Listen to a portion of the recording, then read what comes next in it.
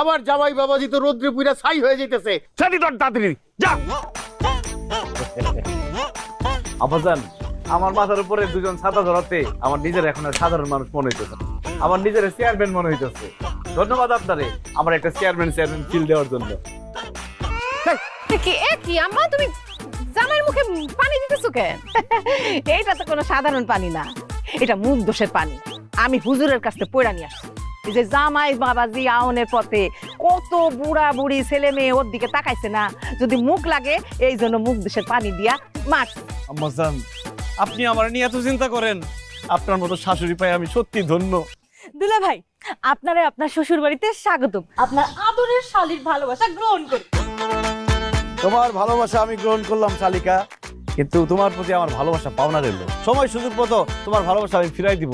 আপাতত বাকি খাতে লিখে রাখো। মোটেও না, তোমার ভালোবাসা শুধু পাবো আমি, আর কেউ না।